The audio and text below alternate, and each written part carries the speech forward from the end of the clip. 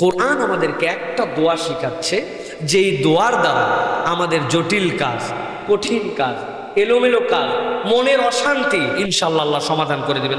অনেক পদক্ষেপ আমরা নেই, অনেক কাজে আমরা জড়িত হই, কিন্তু কাজগুলা কেন জানি আমাদের এলোমেলো হয়, আমরা গুছায় উঠতে পারি না। কাজটা হয় কিন্তু অনেক হ্যাসেলের ফলে, অনেক ঝামেলার পরে কেন জানি আমার কাজটা সুন্দর করে সহজভাবে ফ্লুয়েন্টলি আমাদের কাজ হয় না। এরকম সমস্যায় কম বেশি আমাদের সকলের জীবনে আছে। হলো কাজটা কিন্তু বহু কাঠখড় পুরানোর পরে।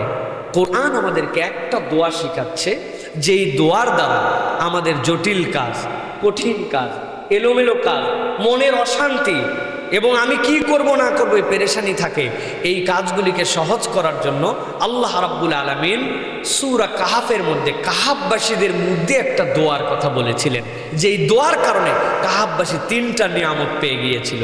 আল্লাহ কোরআনে সেটা বলেছেন, রব্বানা আতিনা মিন লাদুনকা রাহমাতাও ওয়া হাইয়্যি লানা মিন আমরিনা রশাদা।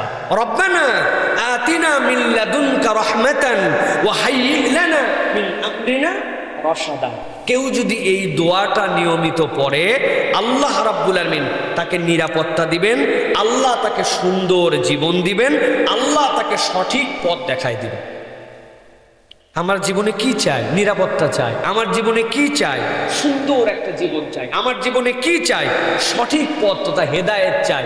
আল্লাহ রাব্বুল আলামিন ওই বিপদগ্রস্ত মানুষগুলাকে একটা গুহার মধ্যে 309 বছর শোয়ায় রেখে দিয়েছেন, কুকুরকে পাহারা দিয়েছেন, চাঁদ সূর্যকে এমন ভাবে সেট করছেন যেতেও রোদ লাগে, আসতেও রোদ লাগে, কাঠ পর্যন্ত পরিবর্তন হয়।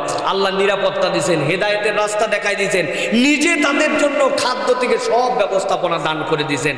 এই জন্য আমরা আমাদের চলার ক্ষেত্রে, বলার ক্ষেত্রে, ব্যবসা বাণিজ্য বিভিন্ন কিছুতে আমরা যখন দেখবো আমাদের কোনো কিছু কেন জানি আমাদের মতো হচ্ছে না, নিরাপত্তার অভাব বোধ করছি, জীবনের সুখ পাচ্ছি না, আমরা এই দোয়াটা মুখস্থ করি এবং এই দোয়াটার প্র্যাকটিস করি। প্রত্যেক ফরজ নামাজের পরে যেগুলো আজকার আছে এইগুলার পরে আপনি পড়েন, চলতে ফিরতে পড়েন, আল্লাহর কাছে তাহাজ্জুদের সিজদার মধ্যে পড়েন, ইনশাআল্লাহ আল্লাহ সমাধান করে দিবেন। দোয়াটা একবার পড়েন, রব্বানা আতিনা মিন লাদুনকা রাহমাতান ওয়া হাইয়্যি লানা মিন আমরিনা রশাদা।